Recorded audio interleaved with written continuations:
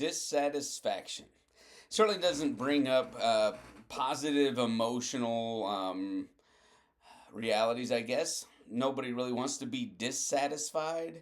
Nobody's looking for it, or at least healthy people aren't looking for it. But dissatisfaction is a reality of life in any organization, any proceedings, any endeavor of life. There are things that are going to dissatisfy. But here's the way to utilize dissatisfaction positively. In some ways, what it does is it demonstrates to the individual what they are passionate about, or what they care about at least. You're almost never dissatisfied with something you don't care one way or another about. And so when somebody comes to you as a leader and they are expressing to you dissatisfaction about something, one of the things I want you to do is to instantaneously have a switch get flipped in your thinking.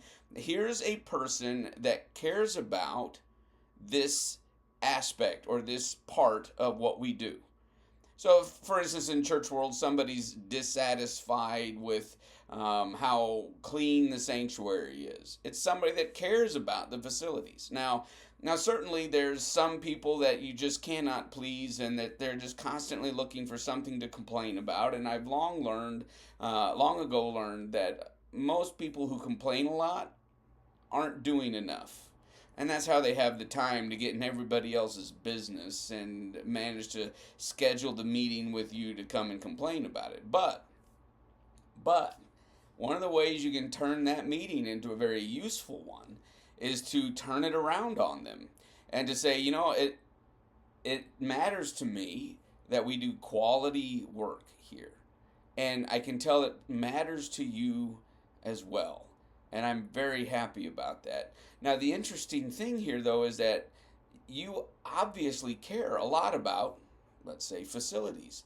And I would be interested in seeing if you'd be willing to show up on one day a week, maybe, and help out in X, Y, or Z area to help us improve so that our overall quality is good. Now, obviously, there are some individuals that you wouldn't want to give access to the building to, and maybe they're complaining. But there's a reality that what you want them to do is then to take some time. I want you to prayerfully consider whether or not this is something God is calling you to do.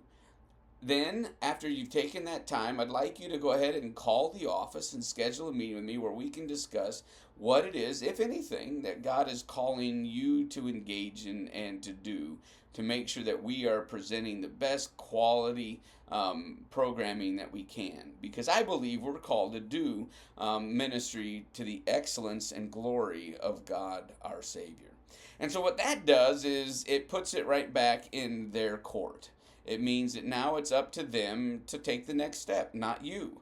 And the next action item is going to be theirs.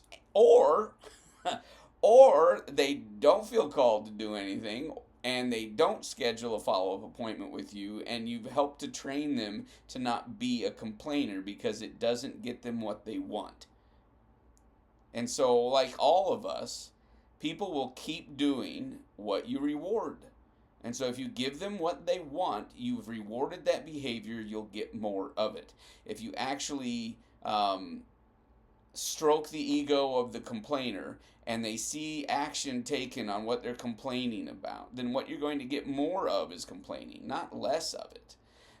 Now, obviously, there's a whole continuum of individual personalities here. Some people genuinely are highly involved, highly motivated, they care, they're quality, they're already doing a bunch, and they happen to mention that something's off, they notice it. That's not necessarily what I'm talking about here. But if they're a complainer, you know it. At least after you've been there for a year, you know it. This is somebody that complains. And so don't feed the complaining spirit. Call them to action. And quite often, at least, they'll stop complaining to you.